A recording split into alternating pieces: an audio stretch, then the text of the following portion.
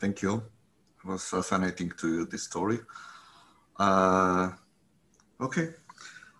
We are going to do our next two sessions and talks and then some discussion.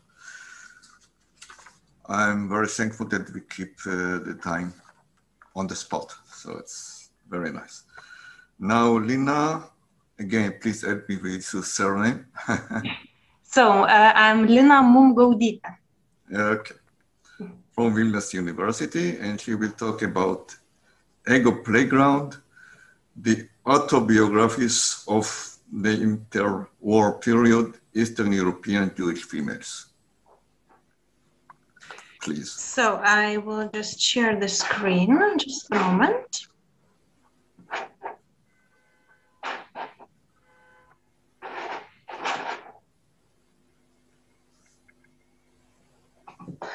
Okay, I think you can see it, yes? Yes, we can. Okay, great. So I am Lina Mumgaudyte. I am a first-year PhD student of history studies in Vilnus University. My research field is interwar period Lithuanian female artists and their aim to establish themselves in national and international art scenery. And today,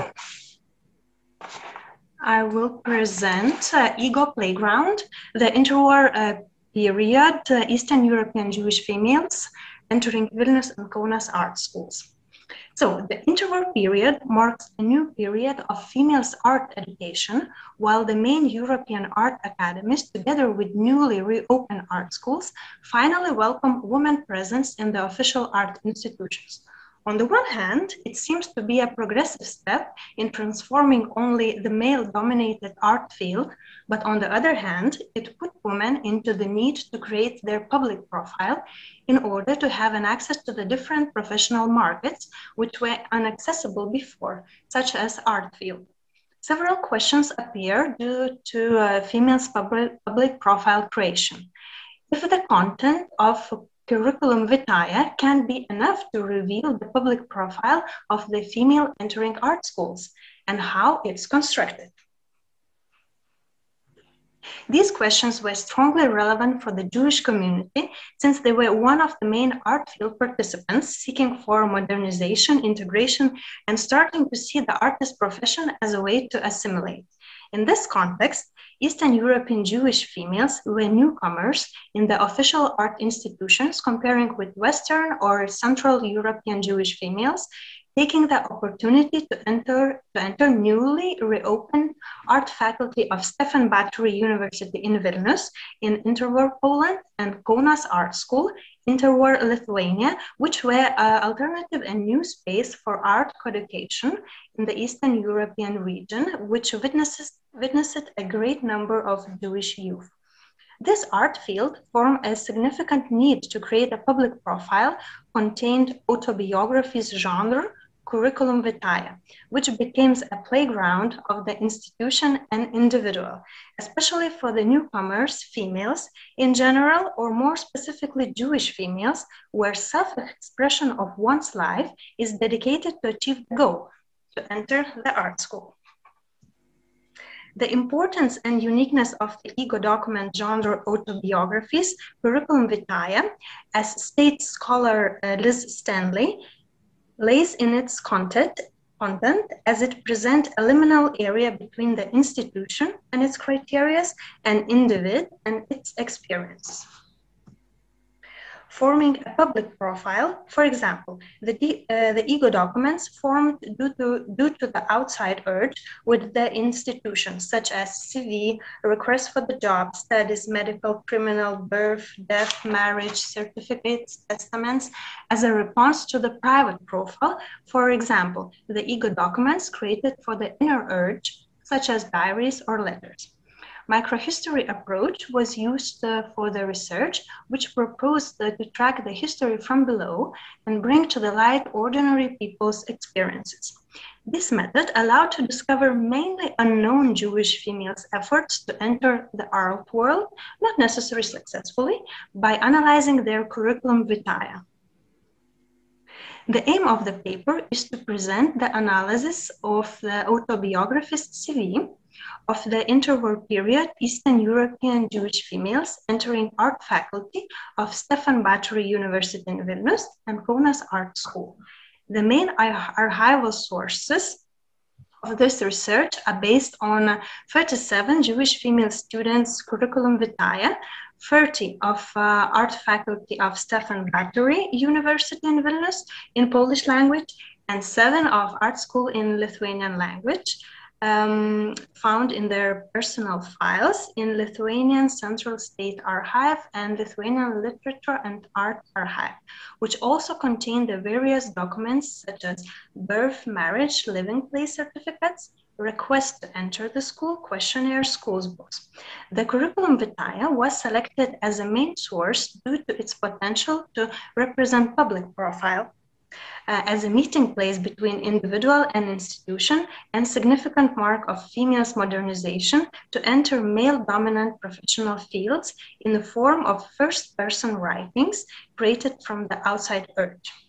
A study of the suitability of art student CVs for creating a public profile through a case study would allow us to see the possibilities of reconstructing biographies or collective portraits of Jewish females seeking education in other fields using the source of this group. What is especially important is accessing the regional specifics of interwar Eastern Europe. Okay. As mentioned before, the interwar modernization put women into the need to create their public profile in order to have an access to different professional markets, which were inaccessible before, such as art field. According to the scholar Shulamita Magnus, Jewish female experience the modernization differently than men. Women were deprived of household control and the continuation of family traditions, introducing new secular values into the family, such as the integration, which led to acculturation. But despite these facts, some Jewish females took the challenge to create a new woman emploi, which referred to entering new professional markets or pursuing higher education. But there's a lack of complexity in the historiography of the artist's first career path in the art world, which starts with the artistic education. Conversely, often historiography, which research artists' life, contain the basic information about the main achievements, such as graduation from the art school, awards, exhibitions belonging to the artist unions, often not mentioning the background of successful or unsuccessful efforts to enter the art schools, which can be revealed due to the personal files of the students. These documents, especially curriculum vitae, offer a new archival sources which reveal the influence between institution and individual by forming his life story due to the standards of the institution in order to enter the art school. The uniqueness of Vilnius and Kaunas females' art education hides in the fact that at the end of 19th century, beginning of the 20th century, nowadays Lithuanian territory didn't have any higher art education institution, such as art academy, apart from art courses or private lessons. In other words, these two cities start the interwar period with no record of females and males separation in official high art institution. This vital factor gives the idea of equality in the art education process and possibly the student selection system. In 1918, both cities, Kaunas and Vilnius, were still in the same country, the First Republic of Lithuania. But after 1919, Kaunas was destined to be the main and only higher art education city in Lithuania, while Vilnius was separated from Lithuania and took a role of provincial city of Republic of Poland. Despite this fact, next to the main art powerhouse, such as Vienna or Munich, Vilnius created its own mark in art education. While Vienna and Munich art academies were still trying to accelerate the admission of females into the academy, 1 year before, in 1919, the art faculty of Stefan Batory University in Vilnius was open and made a strong statement to accept both male and female students. having almost equal numbers of both genders, presenting a number of 874 students in total from 1919 until 1939, 476 men and 398 women. In the meanwhile, Kaunas Art School was opened in 1922 during the interwar period and accepted 738 students, even though females' numbers reached only 30% of the total students' number. As no surprise, Jewish youth was the largest ethnic minority in both art schools, reaching 64 males and 54 females in the art faculty of Stefan Batory University in Vilnus, and 60 males and 27 females in Kaunas Art School, who have a need to create their public profile, curriculum vitae. First important aspect to point out is the identified CV's location in time scale, which reveal the dynamic of self-presentation during the interwar period and possible start of the public profile creation in order for females to enter new professional art field. Art faculty of Stefan Batory University in Vilnus started to accept females from the opening year in 1919. During the period of 1919 until 1939, the faculty witnessed 54 Jewish female students in total, and as mentioned before, 30 CVs or curriculum vitae were identified during the interval from 1921 until 1936, within an exception in 1933. No CV records found in personal files in the first 2 years, 1919 and 1920, might be because of the incomplete personal files, which was marked in all student cases, as well as newly reopened art school's administrational system, which only started to form their selection criteria in 1919. And at the same year, witnessed one of the highest number of female entrants, 30 in total, during all the interwar period from 1919 until 1939. On the other hand, the year of 1937 and 38 had no record of female students and no curriculum vitae, possibly due to the anti-Semitic issues in the art school. The dynamic identified of CVs from 1921 until 36 has been changing all the time. For example, in 1924, identified 4 curriculum vitae. In the year 1925, only 1. After the following year, again, 4 curriculum vitae, and in 1927, again, only 1. The only tendency seen in the scale is a growing number of Jewish females curriculum vitae from 1921 to 1924, which can be associated with the general growing numbers of females entering the art school. The peak of identified curriculum vitae per year refers to the number 4, which was found in several years, 1924, 26, and 31. On the other hand, Jewish female students from Kaunas Art School offered a radically different dynamic of identified curriculum CV during the period from the art school opening in 1922 until its reformation in 1940.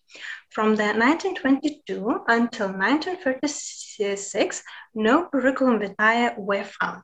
This gap of the mentioned document can be explained by fragmental personal files left comparing with the art faculty of Stefan Batory University in Vilnus. The names of students and additional information of them can be found in general list of the students, attendance of the lessons, participants list of the exhibitions, or mentions of the teachers. Although it's important to highlight that the CV curriculum vitae existed in the beginning of Kaunas Art School student selection system, the record of it found in several other females and males personal files. There's a slight possibility that the language barrier curriculum vitae was needed in Lithuanian language, which led to limited self-expression, was the reason why Jewish female didn't provide their curriculum vitae, as most of them graduated from Jewish or Hebrew secondary school. In this case, their public profile was formed by different documents, for instance, a certificate for the graduation of the secondary school. This fact of language barrier might be associated with Kaunas art school literature teacher Balys Sruoga complaint in 1927, where he mentioned that some students have very poor understanding of the Lithuanian language, miss the courses, demoralize other students. The teacher proposed to introduce the compulsory Lithuanian language exam, which will ensure the level of Lithuanian language in Kaunas art school. During the interwar period, the compulsory Lithuanian language exam for graduates of non-Lithuanian schools was on admission to Lithuanian University, which later became Vytautas Magnus University. Today we have the research showing that until 1940, this requirement was still difficult for a large number of Jewish youth coming from Yiddish or Hebrew schools.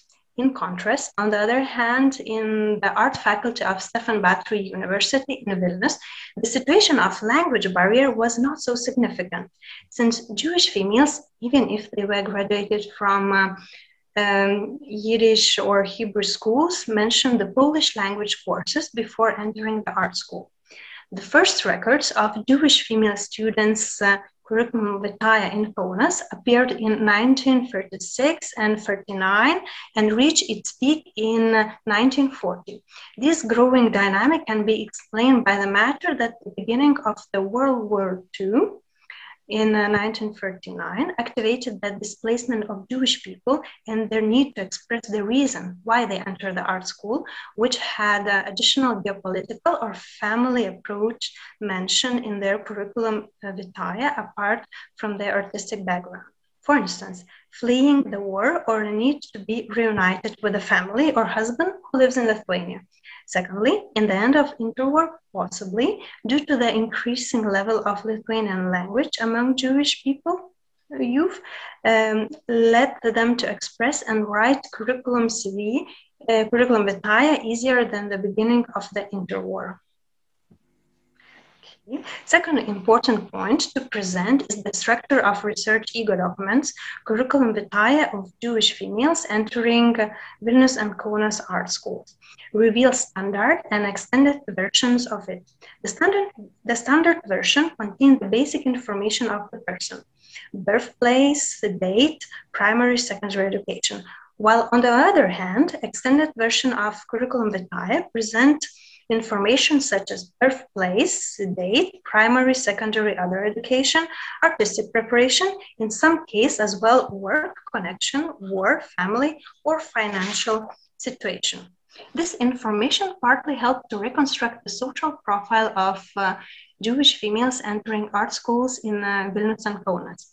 In art faculty of Stefan Batory University in Vilnius, dominated local 18 years old Jewish females from Vilnius, for whom it was their first studies. The artistic preparation, such as evening courses, private lessons, was a mandatory aspect to enter the art school, which is mentioned in 22 out of 30 identified curriculum vitae. Almost the same situation was found in Kaunas Art School. Meanwhile, the dominated age scale was a bit younger, 17, 18 years old, who shared the same experience of the first studies, and artistic preparation was mentioned more than a half, 4 out of 7 identified curriculum vitae. This artistic approach and background factors lead to the conclusion that curriculum vitae of Jewish females reflect the idea of Jewish enlightenment, modernization, assimilation, changing attitudes towards the artist profession.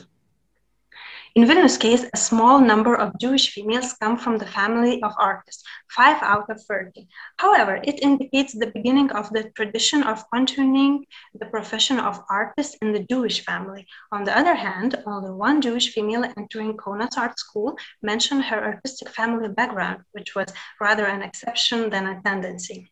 Financial issues, as well as a need to work to maintain the family or a death of the father, was mentioned in 25 out of 30 curriculum vitae of Jewish females entering Vilnus Art School. Parallelly, in all identified curriculum vitae of Jewish females entering Kaunas Art School, the financial issues or a need to work were mentioned. This criteria undermined the previously established notion that only wealthy nobles can study art.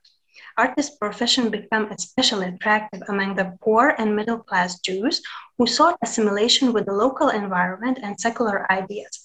Social origin due to modernization and urbanization is no longer the main indicator forming the circle of artists. The influence of modernization in the field of women activities is also noticeable, such as attempt to combine work and studies in order to maintain both.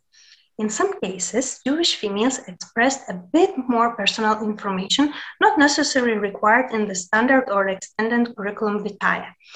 For example, entering art faculty of Stefan Batory University in Vilnius in 1931, Anna Kaplan from Pinsk wrote, From childhood, I have an extraordinary attraction for art. In 1932, Rahela Mariampolska from Suwałki expressed the reason to enter the art school due to love for painting and drawing. I have decided to enter the art faculty. Sometimes art fields seem to be an escape plan, like for Adasa Gurevich from Vilnius. In 1931, she wrote that she tried to study history, but the subject didn't reveal her passion. On the other hand, art did. In addition, Rahela Fabernovna in 1926 expressed her attitude towards art by saying that she reached the maturity to enter and work in the art field. The same fragmental personal expressions identified in the Kaunas Art School as well. In 1940, Sara Binulite, a former medicine student, revealed her desire and dream to enter art school, as well as Deborah Grizaitė from Daugpilis, Latvia, saying that it's her second time trying to enter the school. And in summary, Ego document curriculum vitae present a significant mark of modernization in the female's life because it was created from the need of public profile in order to enter a new professional or educational fields such as art.